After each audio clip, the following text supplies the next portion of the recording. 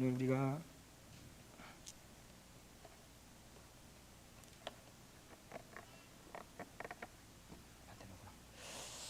오늘 새벽에 6장까지 다 마무리를 했었는데요. 오늘 7장의 말씀인데요.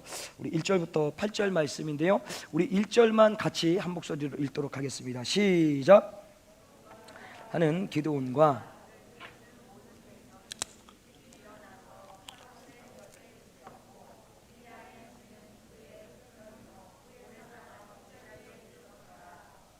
아멘.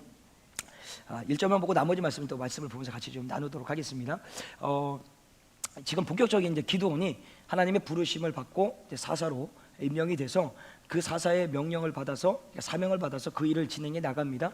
그가 사사에 이렇게 입문을 했을 때 모든 하나님의 어떤 끊임없는 어떤 포기하지 않고 인내함을 통하여서 그가 결국에는 하나님의 사명을 이루어 가는데, 그 사명을 이루는 첫 번째 사명이 뭐였냐면은 하나님께서 기드온의 집에 있는 바알의 단, 다시 말하면 제사상 같은 거죠. 예배 단, 그 단을 회파하고 그 집에 있는 아세라의 목상을 다 부셔버려라 라고 얘기를 합니다. 그래서 그 단을 다 회파한 다음에 그 집에 둘째, 그러니까 흠이 없는 둘째 숫소를 잡아다가 하나님 앞에 번제를 드릴 때는 아세라 목상을 무너뜨린 그 나무를 불쏘시개로 사용해서 그 하나님 앞에 예배를 드려라 라고 명령을 내립니다.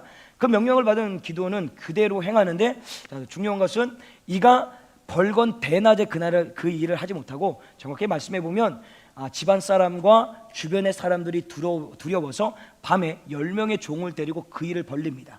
그리고 그 일을 일하고 다음날 아침이 딱 됐을 때 어떤 일이 발생을 하냐면, 이스라엘 공동체 사람들이 일어나가지고 도대체 누가 이 바알의 단을 회파하고 아세라의 목상을 회파했느냐라고 찾기를 시작합니다. 근데 이들이 찾는 목적은 그들의 우상이 무너진 것에 대해서 기쁨과 감사함과 환영함을 위하여서 찾는 것이 아니라 그 우상의 단을 무너뜨린 자를 죽이겠다라고 찾습니다. 아이러니입니다. 하나님을 섬기는 백성이 우상의 제단이 무너지고 다 깨져버렸는데 거기에 대해서 기뻐하고 즐거워해야 되는데, 오히려 그것 때문에 흥분하고 광분을 해서 그 우상을 깨트린 자를, 무너뜨린 자를 죽이려고 나섰다라는 겁니다. 그리고 어쨌든 그 일을 통해서 하나님은 기드온을 그 자리에서 죽게 하지 않으시죠. 그 다음에 이제 사명을 부여해 주시는데, 그 모든 일이 이제 진행된 다음에 그때 어떤 일이 일어나냐면 우리 사사기 6장 33절 말씀에 보게 되면, 때에 미디안 사람과 아말렉 사람과 동방 사람들이 다 모여 요단을 건너와서 이스라엘의 골짜기에 진을 친지라. 자, 미디안의 공동체가 어떤 공동체입니까? 그러니까 미디안의 연합군이 어떤 연합군이었습니까? 이 이스라엘 백성들이 파종할 때만 되면 올라와가지고 완전히 쑥대밭을 만들어 놓습니다. 그걸 무려 7년 동안 진행을 한 거죠. 그 7년 동안 진행했을 때 이제 8년째가 된 겁니다. 그러니까 참 이게 어떤 시간대가 딱 맞는 것 같아요. 기드온이 모든 우상의 단지를 무너뜨린 다음에 그때에 바로 뭐가 일어나냐면 미디안 연합군대가 일어나서 이스라엘을 치러 올라왔다라는 겁니다. 자, 그리고 나서 어떻게 되냐면 그 쳐들어온 날에 동일하게 또 어떤 일이 일어나냐면 6장 34절에 보게 되면 여호와의 신이 기드온에게 강림하시니 라고 얘기를 합니다. 자, 이게 두 번째 사명이죠. 미디안 연합군대를 무너뜨리는데 기드온의 두 번째 사명이 주어질 때 가장 먼저 그에게 임하는 게 뭐예요? 성령의 능력입니다. 강권적인 성령의 역사를 통해서 그게 임하는 순간에 그가 나팔을 불고요, 이스라엘 공동체 병력을 소집합니다. 자, 이 미디안과 같이 싸울 사람 나와라. 이들은 모두 다 미디안 군대가 두려워서 저 산속에 들어가서 굴을 파고 숨어있던 인생들이에요. 근데 그 소리를 듣는 순간에 무려 몇 명이 나오냐면 32,000명이 모이게 됩니다. 어마어마한 숫자죠. 42,000명이 모여서 이제 전쟁을 준비하기 시작합니다. 그때에 오늘 이제 본문의 1절에 보게 되면 여룹바알이라는, 그 여룹바알은 기드온의 별명이죠. 바알과 다토라, 더 나아가서 그 안에 더 영적인 깊이가 뭐냐면 바울과 다퉈서 이겼다라는 의미가 거기에 담겨져 있어요. 그러니 그 안에 이겼다라는 의미는 앞으로 모든 전쟁의 승리를 하나님께서 주시겠다라는 약속의 말씀의 어떤 그 별명 안에 들어 있었다라는 거예요. 그래서 나가서 싸우기만 하면 되는 겁니다. 그래서 여룹바알이라는 기드온과 그를 쫓는 모든 백성이 일찍이 일어나서 하롯, 이 하롯이라는 셈의 이름의 뜻이 두려워하는 셈이라는 뜻입니다. 그냥 기억해 두십시오. 샘 곁에 진을 쳤고 미디안의 진은 그들의 북편이요 모레산 앞 골짜기에 있었더라. 자, 지금 이스라엘 군대가 일어나서 미디안 군대하고 대치를 하게 됩니다. 근데 여기 말씀의 위치를 보게 되니까 이스라엘 공동체 북쪽 편에 있다라고 얘기를 해요. 자, 그러면 이게 무슨 얘기냐면 정확하게 지금 있는 미디안 연합군 위치에서 이스라엘 군대가 일어나는 게 다 보여요. 그들이 무엇을 하고 어떻게 하는지가 다 보이는 상태라는 의미입니다. 그런데도 불구하고 이 미디안 군대가 이스라엘 군대가 무려 32,000명이 일어났는데도 불구하고 아무 조치를 취하지 않습니다.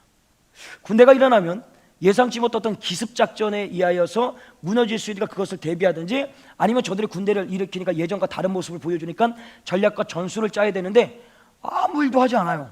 그냥 보고 가만히 있어요. 그게 왜 그럴까요? 두 가지 이유가 있습니다. 첫 번째는 7년 동안 그들은 연합군을 형성을 해서 끊임없이 파종 때마다 쳐들어와가지고 모든 것을 다 쑥대밭을 만들었어요. 그러니 작년, 재작년에 있었던 일 그대로 올해도 동일하게 이루어질 수 있다는 어떤 여유죠. 또한 나아가서는 안일함, 거기에 빠져 있는 겁니다. 근데 더 나아가서 더 큰 이유 중에 하나가 뭐냐면 이스라엘 군대를 보고 사실 좀 우스웠습니다.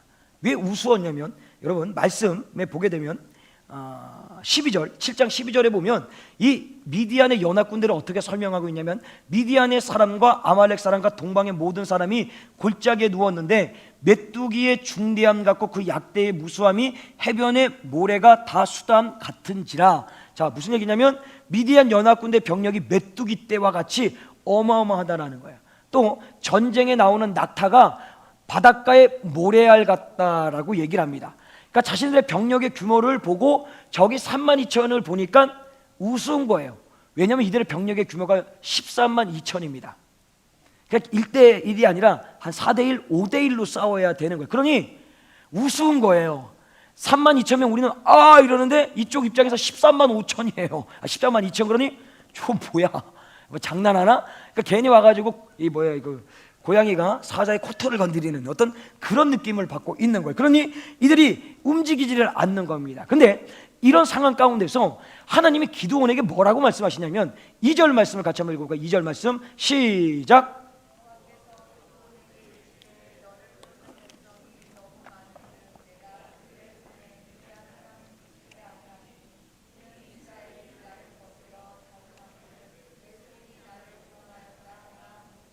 자, 132,000과 32,000의 병력이 맞대고 있는데 하나님은 뭐라고 말씀하시냐면 많다, 줄여라 라고 얘기를 합니다. 이게 좀 말이 안 되는 거예요. 132,000이 대기하고 있는데 32,000인데 이게 많대요. 그래서 이걸 줄이랍니다. 그래서 3절에 보게 되니까요, 이제 너는 백성의 귀에 고하여 이르기를 누구든지 두려워 떠는 자여든 길르앗 산에서 떠나 돌아가라 하라 하시니 이에 돌아간 백성이 22,000명이고 남은 자가 10,000명이라. 자, 말씀대로 병력을 줄이는데 집으로 돌아가야 될 자가 누구냐면 두려워 떨고 있는 자들입니다. 아까 샘의 이름의 뜻이 뭐라 했습니까?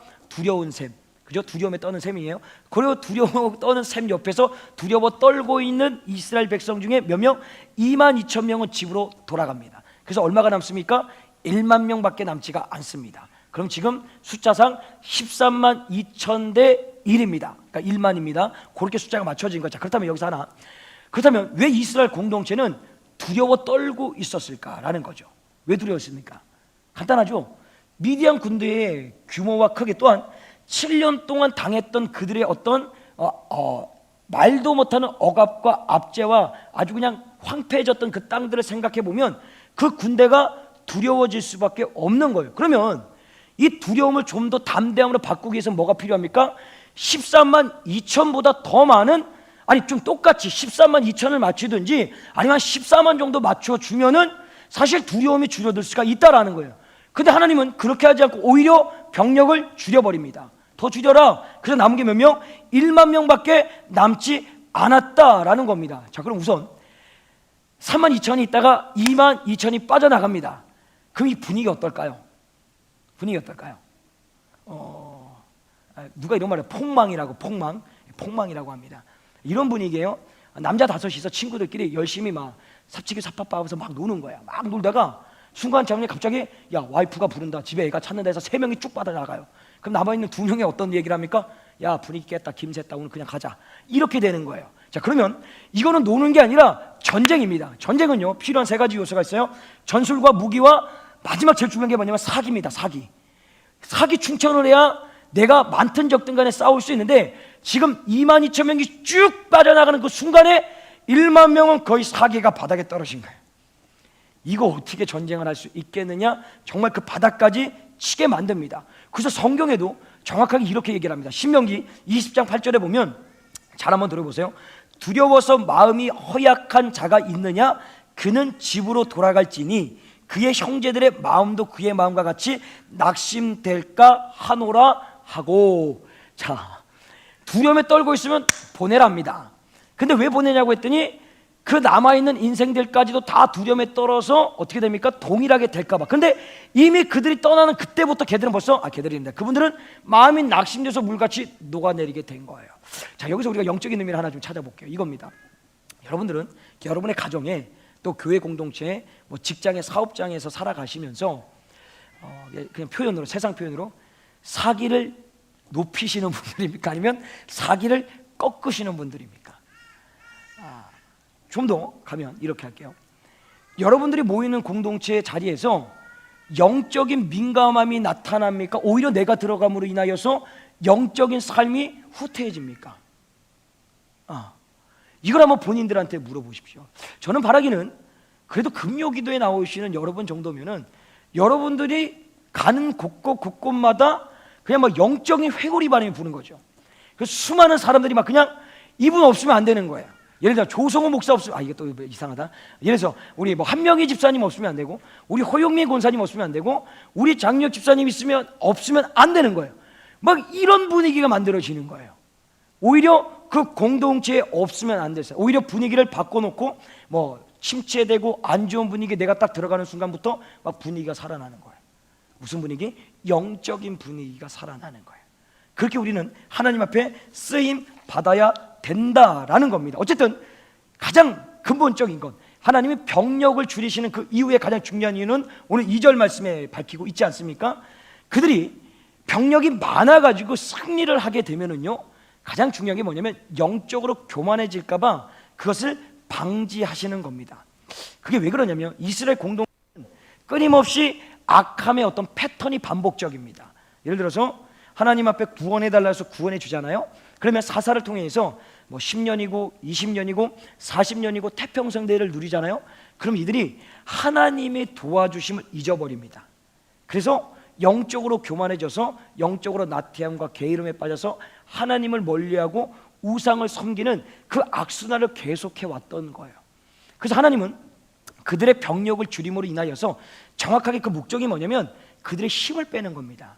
어떤 힘을 빼냐면 분명히 많은 병력을 가지고 싸우면서 이겼다 합시다. 그럼 이들이 처음에는 하나님이 도왔다라고 얘기하지만 점점점 시간이 흐르면서 어떤 생각을 갖게 되냐면 우리의 힘이다, 우리의 전략과 전술로서 저들을 이긴 것이다 라고 하면서 하나님의 도우심을 잊어버리고 또다시 악순환의 패턴으로 돌아간다라는 거예요. 그것을 방지하고자 하나님께서는 그들의 힘을 빼는 거예요. 그래서 하나님이 하셨다라는 것, 하나님이 이루셨다라는 것을 그들에게 보여주는 겁니다. 우리의 삶이 동일하지 않습니까? 우리도 똑같아요. 어떤 문제의 봉착을 딱 하면요, 나타나는 게 있어요. 최근에도 어떤 분이 새벽에 안 보이시는데 갑자기 나타났어요. 그래서 제가 그 셀장님한테 물어봤어요. 무슨 일 있어요? 라고 물었더니 무슨 일이 있더라고요. 무슨 일이 있더라고요. 무슨 일이 있으니까 와가지고 이틀 나오시고 해결이 됐나 봐요. 그냥 안 오세요. 네. 자, 이게 그냥 웃자고 하는 얘기지만 우리 모습이 사실 그래요. 문제 앞에서는 끊임없이 하나님 앞에 기도하고 매달려서 하나님의 도움을 구하는데 그 문제가 딱 해결되는 그 순간부터 점점점 뒷걸음질 치게 되는 거예요. 근데 사실 이 뒷걸음질 치는 게 뭐냐면 영적인 교만함에 빠지는 겁니다. 그 영적인 교만하면 야 내가 이루었다라고 그게 아니라 말을 안 해도 내가 영적인 삶의 어떤 게으름과 나태함, 다시 말하면 기도와 말씀과 예배의 자리가 나태해지는 것이 결국은 뭐냐면 영적인 교만함에 빠져 있는 거예요. 하나님이 없이도 살 수 있다라는 내 인생에 내가 주인이 돼서 살아가는 거라는 거예요. 근데 우리는 그것을 끊임없이 이스라엘 공동체의 어떤 악순환의 반복을 우리 역시도 하고 있다라는 거예요. 문제 있을 때, 고난 있을 때는 주여 살려달라고 매달리고 주님이 아니면 안 될 것 같다고 막 얘기하고 막 금식하고 하다가 점점점 이 문제가 해결되면서 배가 부르고 등이 따스해지면서 하나님이 없이도 살 수 있는 그런 마음이 들다 보니까 영적인 나태함, 말씀도 손에서 놓쳐지게 되고 기도도 안 하게 되고 예배의 자리도 그냥 형식적으로 나와서 드리게 되더라는 거예요. 그래서 우리는 끊임없이 하나님 앞에서 힘 빼는 작업을 해야 돼요. 그 힘 빼는 작업이 뭐냐면 내가 배가 불렀든 등이 따스해졌든 문제가 해결됐든 간에 오늘도 변함없이 하나님 앞에 엎드리는 인생이에요. 엎드리는 거예요. 잘 됐다 못 됐다 이게 중요한 것이 아니라 오늘도 끊임없이 변함없이 비가 오나 눈이 오나 바람이 부나 하나님 앞에 엎드려 살아갈 때 우리의 힘이 빠지는 것이고요, 일이 잘 됐을 때나 못 됐을 때나 그 주님 손 붙들고 살아가는 거예요. 그게 우리가 살아가야 될 목적과 이유가 돼야 된다라는 것입니다. 나가서요, 오늘 한번 이 공통적인 얘기를 하나 또 하나 드릴게요.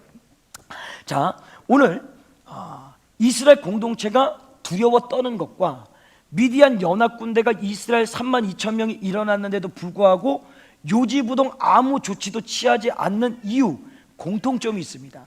그게 뭐냐면 둘 다 서로의 크기와 규모를 바라봤습니다. 이스라엘 공동체 입장에서는 미디안 연합군대를 볼 때 너무 크기와 규모가 큰 거예요. 그래서 두려워 떨었습니다.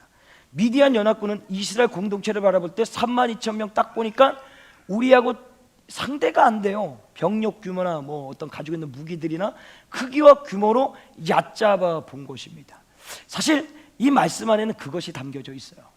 세상을 살아가는 우리 어떤 원리, 하나님은 크기와 규모와 확률과 통계로 일하시는 분이 아니라 오늘도 끊임없이 하나님 말씀 앞에 순종하는 자를 통해서 일하여 가시는데 오늘도 우리는 여지없이 그 어떤 크기, 규모, 통계, 확률에 발목이 묶이고 어떤 프레임에 짜여진 속으로 들어가서 하나님의 전능하심을 느끼지 못하는 경우가 너무 많이 있다라는 거예요. 그걸 오늘 이 말씀 속에서 보여주고 있는 거죠. 제가 뭐 가끔 한 번씩 말씀드렸던 거 똑같은 얘기지만 제가 우리 중문교회, 그러니까 거의 뭐 벌써 7년 전이 다 돼가네요. 6년 전이 돼가네요. 중문교회 딱 이제 그 사역자를 뽑을 때 지원했을 때 부목사를 2명을 뽑는데 하여튼 10대 명이 오셨던 것 같아요. 그리고 왔는데 경쟁자를 상대를 나중에 알고 봤더니 스펙이라는 것이 저는 그냥 침례신학대학교 졸 진해팀례교회에서 전임 사역하고 뭐 이런 건데 나머지 오신 10대 명이 모든 분들은 대형 교회 출신과 기본 뭐 유학파 하여튼 뭐 가방끈이 다 계시고요, 다 박사 막 이런 정도로 왔더라고요. 그래서 하여튼 2명을 뽑는다는 거예요. 그러면 제 입장에 그거를 딱 알면 위축이 되겠습니까? 안 되겠습니까? 상대가 안 되잖아요. 사실 경쟁이 될 수가 없어요. 경쟁이 될 수가 없어요. 그러면 그냥 포기하고 뒤로 물러나야 되는데 어떤 생각을 하나님이 주시냐면 이거예요. 만약에 그 당시에 중문교회 공동체에 조성욱 목사라는 사람이 필요하다라면, 조성욱 목사를 하나님이 보내신 자리라면 하나님이 집어넣으신다라는 거예요. 반면에 하나님이 원하지 않고 보내지 않고 이곳에 필요한 존재가 아니라면은 어떻게 해서든지 못 들어가는 거예요. 맞습니까? 그러면요, 내가 합격됐다라고 교만할 이유도 없고요, 불합격됐다라고 좌절하고 절망할 이유도 없습니다. 왜? 하나님이 보내신 곳이 아니고 하나님이 원하시지 않는 곳이니까 불합격된 거예요. 근데 감사하게도 하나님이 보내셨나 봐요. 원하셨나 봐요. 여기에 필요하셨나 봐요. 정말 필요했던 것은 여기인 것 같아요. 인정 안 하실 것 같아서 조금 소심하게 얘기하는데 우리 전민 공동체였던 것 같아요. 여기까지 이끌어 오신 것 같아요. 이 원리는 세상을 살아갈 때의 원리로도 똑같습니다. 자녀들이 예를 들어서 국가고시에 어떤 시험을 준비를 해요. 더 나아가서는 뭐 취업도 준비하고 뭐 승진을 놓고 기도하고 막 여러 가지 어떤 일들이 있지 않습니까? 그때도 마찬가지예요. 뭐 취업을 뽑는데, 사람을 뽑는데 어떤 그 스펙들 쫙 깔리는 거 보면 도저히 내 실력과 내가 가지고 있는 스펙으로는 들어갈 수 없고요. 또 경쟁률을 딱 보게 되면 뭐 100대, 200대, 300대 막 1000대 1 막 이런 거예요. 도저히 들어갈 수가 없는. 그래서 가끔 청년들 보면 그 스펙과 그 경쟁률 보고 원서조차도 넣지 않는 사람들이 있어요. 참 안타까운 거예요. 하나님의 속성을, 원리를 모르는 거예요. 뭐냐면 경쟁률이 얼마가 됐든지 간에 실력을 얼마나 따진다 할지라도 이곳이 하나님이 보내시고 택하시고 원하시는 곳이라면 어떻게 해서든지 거기 들어가게 합니다. 맞습니까? 반면에요, 내가 아무리 실력이 출중하고 뛰어나가지고 내가 꼭 거기에 들어간다고 마음을 먹고 있는다 할지라도 하나님이 원하시지 않고 보내지 않은 곳이라면 절대로 거기 들어가지 못합니다. 맞습니까? 그것이 하나님의 주권이라는 거예요. 그 주권 안에서 살아가는 우리의 인생들은 오늘도 세상은 끊임없이 크기와 규모와 확률과 통계를 통하여서 그 프레임을 짜서 거기다 우리를 집어넣는 거예요. 그래서 하나님의 주권을 생각하지 못하고 오늘도 세속의 방법적인 그것의 노예가 되어서 오늘도 이쪽이 좀 커 보이고 이쪽이 좀 나아 보이고 통계를 따라 보니까 여기가 좀 괜찮은 것 같아서 끊임없이 그 세상의 줄기에 따라 풍파에 따라서 움직이고 살아가는 게 우리의 모습인지 모른다는 거예요. 하나님은 오늘 정확하게 얘기하잖아요. 크기, 규모, 어떤 사이즈, 더 나아가서 확률, 통계로 일하시는 분이 아니라는 거예요. 그래서 우리가 해야 될 것이 뭐냐면 오늘도 하나님의 주권을 인정하고 그 주권을 인정했다라면 하나님을 신뢰함으로 오늘도 하나님 말씀하실 때 그냥 순종하며 나가는 거예요. 그러면 그 순종한 자에게 하나님께서 어떻게 합니까? 역사를 이뤄 가시는 거예요. 그걸 우리는 기대하면서 살아가는 것입니다. 오늘 뭔가 큰 거, 오늘 이 밤에 뭔가 큰 응답을 받고자 오셨습니까? 내려놓으십시오. 그거 하나님이 원하지 않은 거면 아무리 여러분들이 심지어는 40일 금식한다 할지라도 밑 빠진 독에 물 붓는 격입니다. 그냥 오늘도 하나님 앞에 모든 것을 내어 던지는 거예요. 잘 되냐 못 되냐 그걸 따지는 것이 아니라 하나님의 주권 앞에 잘 될 수도 있고 못 될 수도 있고 잘 돼서 기뻐하고 못 돼서 좌절하고 절망하는 것이 아니라 못 돼도 이것도 감사라는 거예요. 이것도 응답이라는 거예요. 왜? 하나님의 주권의 역사가 그렇다면, 하나님의 섭리가 그렇다는 것이 인정된다라면 오늘 그분을 신뢰하고 그분 말씀 앞에 순종하며 나아갈 때 하나님은 우리 가운데 뭘 하십니까? 역사를 이루어 가신다라는 것입니다. 그리고 다시 한번 하나님은 이 이스라엘 공동체 병력을 또 한번 줄이십니다. 우리 4절 말씀 같이 한번 읽어볼까요? 4절 말씀 시작.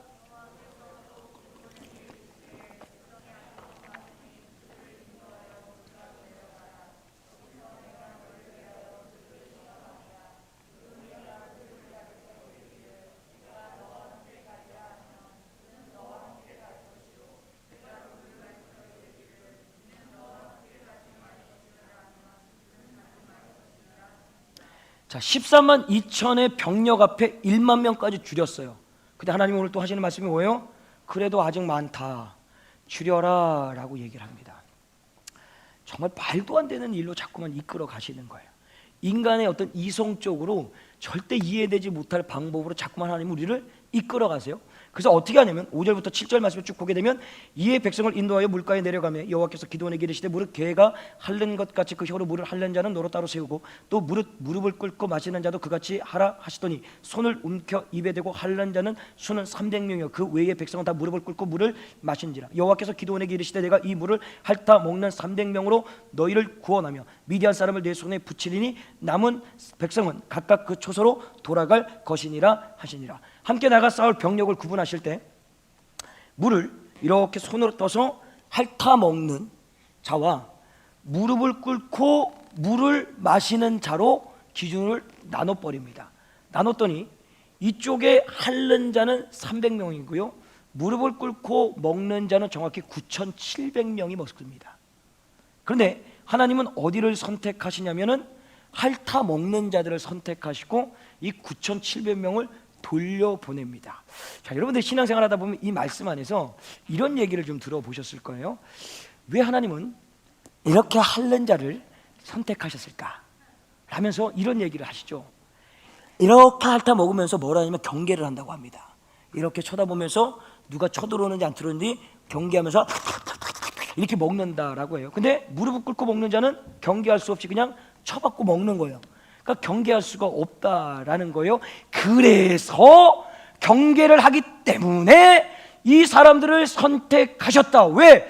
전쟁의 중요한 것이 경계다. 긴장의 끈을 놓치면 안 된다. 우리가 영적인 삶의 경계를 놓치는 그 순간에 죽을 수밖에 없다 라고 이렇게 말씀을 전하시는 분들이 꽤 많이 있었습니다. 근데 정말 경계를 잘해서 그들을 선택해서 데리고 가신 걸까요? 그런 이유에서 데리고 가셨을까요? 아니에요. 전혀 이 말씀을 좀 표현이 그렇죠. 왜곡하고 있는 겁니다. 왜냐하면 여러분 4절에 보게 되면요 하나님이 이렇게 말씀했어요. 하나님이 말씀하시면 너와 함께 가리라면 갈 것이고요, 하나님이 말씀하시면 함께 가지 말라 하면 가지 말 것이다 라고 얘기를 합니다. 맞습니까? 자, 전제가 그거예요. 하나님이 말씀하시면 가고 하나님이 말씀하시면 못 가는 거예요. 쉽게 말하면 하나님한테 그러면 안 되니까 지금 꼴리는 대로 하나님의 마음이에요. 이런 표현을 잘 안 쓰시니까 저속한 표현을 전혀 웃기지도 않고 그죠? 새벽에 제가 그런 표현을 했어요. 저걸 처발라 버려야 된다 라는 걸 했는데 전혀 반응을 안 하시더라고요. 그랬더니 봤더니 수준들이 너무 높으신 거예요. 저만 이렇게 좀 저속한 언어를 사용했던 삶을 살았기 때문에 나 혼자만 막 거기에서 하는데 전혀 반응을 안 하시더라고요. 그래서 절대 저속한 표현 안 쓰고 아주 정숙하게 쓰도록 하겠습니다. 자, 한번 보세요. 야, 니네 또 이 말 배우지 마라. 미안하다. 말을 내가 삭제를 해야 되는데, 자, 어떻게 된 거냐면, 정확하게 말하면 하나님 마음이라는 것은 하나님은 지금 뭘 하시는 거예요? 병력을 줄여가시지 않습니까? 그러면 핥아 먹었냐, 무릎을 꿇고 먹었냐, 어떤 그들의 행위, 정확하게 말하면 자꾸만 우리는 뭘 보냐면 우리의 어떤 의를 통하여서 하나님의 은혜를 받는다라고 자꾸 착각을 하는 거예요. 그러니까 자꾸만 어떤 행위 쪽에 무게중심을 두는 거예요. 근데 그게 아니에요. 그냥 숫자 줄이려고 보니까 혀로 핥아먹는 애들이 300명이고 이쪽에 무릎 꿇는 애들이 9,700명인 거예요. 반대로 무릎 꿇고 300명이 먹었으면, 반대로 이쪽에서 개로 핥듯이 먹어서 9,700명이 먹었으면 무릎 꿇는 자 선택해서 가는 거예요. 이유 없어요. 만약에 경계를 잘하고 정말 우리가 매일같이 얘기하는 기도원의 300용사 최정의 용사가 되어서 저 적진을 무너뜨리고 영적인 싸움에서 우리가 승리할 수 있도록 주님의 은혜를 우리가 부어주셔야 됩니다. 이런 의미였다면 좀 전에 얘기했던 하나님의 크기와 규모와 확률과 통계로 일하지 않는다라는 건 거짓말이 되는 거예요. 맞습니까? 그게 아니에요. 그냥 줄인 거예요. 줄이다 보니까 여기 300명이 모였네. 만약에 여기에 250명이 모였으면 기도원의 250용사가 됐을 거예요. 100명이 모였으면 기도원의 100용사가 됐을 거예요. 근데 끊임없이 우리는 자꾸만 어떤 행위 중심적, 뭔가 내가 의로운 행동을 보여줘야지만 역사가 일어난다라는 그런, 진짜 뭐라 해야 되나, 우리는 의가 없어요. 아무리 우리가 열심히 살아도 우리에게는 의라는 게 하나도 없어요. 그 의를 주시는 분이 누구예요? 우리 하나님 예수 그리스도를 통해서만 얻을 수 있는, 그래서 우리가 의인된 거지 우리 스스로가 의로워질 수가 없는 거예요. 근데 우리는 끊임없이 내가 의로우면 하나님이 이걸 해주실 거고, 내가 이걸 하면 하나님이 이걸 해주시고, 이걸 또 이렇게 얻으면 이걸 해주시고, 자꾸만 그런 식으로 하나님을 계산하더라는 거예요. 그래서 우리 어떤 삶의 경험치에다가 하나님을 집어넣고 거기에 맞춰가지고 우리 스스로 하나님 프레임을 짜는 거예요. 그래서 요런 날은 요렇게 해주시고, 다음 날은 요렇게 해주시고, 그 다음 날은 요렇게 해주시고. 아니에요. 그냥 오늘도 말씀드리지만 하나님 마음대로 해요. 하나님 주권이라니까요. 여러분이 기도를 10시간 하든 1시간 하든, 아니 30분 기도했는데 여기는 10시간 기도했어요. 근데 30분 기도하는 사람한테 응답을 해줬어요. 어떻게 그러실 수 있습니까? 나 10시간 기도했는데 여기 30분 한 사람한테 해주는데 나한테 이렇게 안 해줄 수가 있습니까? 하나님 마음이에요. 아침에 일해 와가지고 열심히 일해가지고 하루 종일 일한 사람이나 일 끝날 때 한 30분 하고 일한 사람이나 똑같이 한 달란트 주는 거예요. 뭐예요? 하나님 마음인 거예요. 그렇다고 해서 야, 하나님 마음이다, 그냥 대충 살자, 이렇게 또 하라는 건 아닙니다. 그렇게 오해하지 마시고요. 그게 아니고 우리는 이 밤에 뭘 인정하자면 하나님의 주권을 인정하자라는 거예요. 그분은 크기, 규모, 사이즈로 일하시는 분이 아니라 오늘도 하나님이 은혜 줄 자에게 은혜 주시고 능력 줄 자에게 능력 주시고, 근데 신기한 거는요, 은혜 줄 자, 능력 줄 자에게 어떤 자들에게 주냐면 이 300명이 그냥 된 게 아니고요, 그냥 한번 보세요. 처음에 기드온이 병력을 모았을 때는 아주 사기가 충전했습니다. 왜냐하면 나팔을 불고 모여라니까 그냥 32,000명이 벌떼와 구름대같이 몰려온 거예요. 그러면 싸움에서 이길 수 있다라는 마음을 가지고 모였단 말이에요. 왜? 벌써 미디안 군대 14만 2천은 와 있는 상태인데 그들이 거기서부터 두려웠다면 모이지도 않았겠죠. 근데 모인 거예요. 막 어떤 영적인 충만함이 있었던 거예요. 근데 시간이 조금씩 흐르다 보니까 1명 빠지고 2명 빠지고 3명 빠지고 4명 빠지다 보니까 나머지 300명만 남게 된 거예요. 그럼 여기까지 올 때까지 뭐였냐면, 오늘도 그냥 자그마한 일에 주님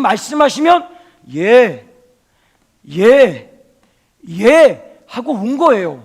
두려워하지 말라, 놀라지 말라. 예. 나가 싸워라, 승리해라. 예. 이걸로 온 거예요. 어떤 의로움과 힘과 능력으로 온 것이 아니라 그냥 오늘도 하나님 말씀하실 때 내가 아멘으로 순종하니 하나님이 여기까지 이르게 하시고 나아가서 승리를 주시는데 어떻게 승리를 주세요?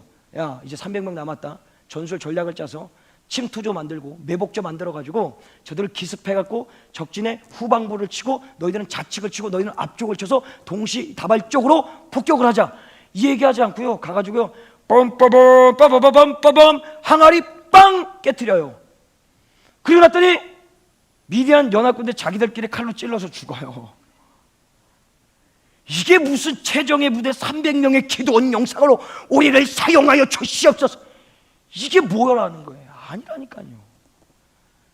자꾸만 어떤 나의 어떤 행위로서 하나님의 은혜를 구하려고 하지 말고 오늘도 그냥 우리가 있는 그 자리에서 하나님 말씀하시면 예 주님 알겠습니다. 제가 따라가겠습니다. 순종하겠습니다. 하나님 따라가는 거예요. 그럼 따라가다 보면 기도원의 300용사 돼 있는 거예요. 그냥 나팔 같은 거 하나 불고 항아리 치고 있다 보면 그냥 승리하는 거예요. 왜? 그 모든 승리를 누가 주세요? 여호와 하나님이 주시기 때문이라는 거예요. 우리는 이것을 오늘 이 밤에 발견하며 나가야 되는 거예요. 마지막 8절에 보면 이에 백성이 양식과 나팔을 손에 든지라 기도원이 이스라엘의 모든 사람을 각각 그 장막으로 돌려보내고 그 300명 머물렀더니라 미디안 지는 그 아래 골짜기 가운데 있었더라. 이 말씀 안에는 이게 숨겨져 있어요. 제가 이 마지막 말씀을 묵상하면서 어떤 마음이 들었냐면 진짜 인간의 지혜와 생각으로 이해되지 못하는 분이 하나님이구나. 그래서 고백할 수 있는 게 뭐냐면 하나님은 역시 전능하시다라는 거예요. 지금 이 위치가 어떻게 되냐면 3만 명을 줄이고 났더니 300명만 남기고 났더니 300명이 원을 그려 놓으면 그 중심에 딱 들어가서 13만 2천 명에 둘려져 있는 거예요. 이게 지금 이 말씀이 그 분위기인 거예요. 이거 이길 수 있겠습니까? 그냥 13만 2천이 일어나가지고 걸어와가지고 밟기만 해도 압사당해 죽을 수 있는 인원밖에 안 돼요. 근데 거기에 여호와 하나님께서 승리를 주시더라는 거예요. 그래서 마지막에 이겁니다.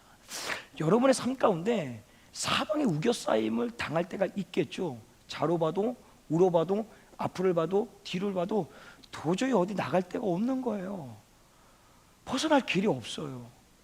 그런데요, 오늘 미디안 군대 14만 2천에 둘러싸이는 그 300명 그냥 와갖고 밟기만 해도 압사당할 그 정도의 숫자밖에 안 되는데도 불구하고 그 13만 2천을 전멸시켜버립니다.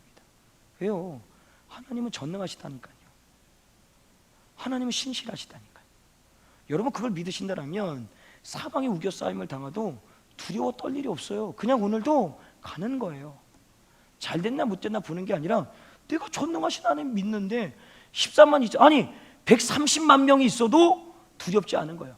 1300만이 나를 둘러치고 있어도 무섭지 않은 거예요. 두렵지 않은 거예요. 왜? 하나님은 전능하시고 내가 그분을 믿기 때문에 인생에 정말 미디안 같은 어마어마한 큰 인생의 문제가 온다 할지라도 내가 오늘도 좌절하고 절망하지 않는 이유가 뭐냐?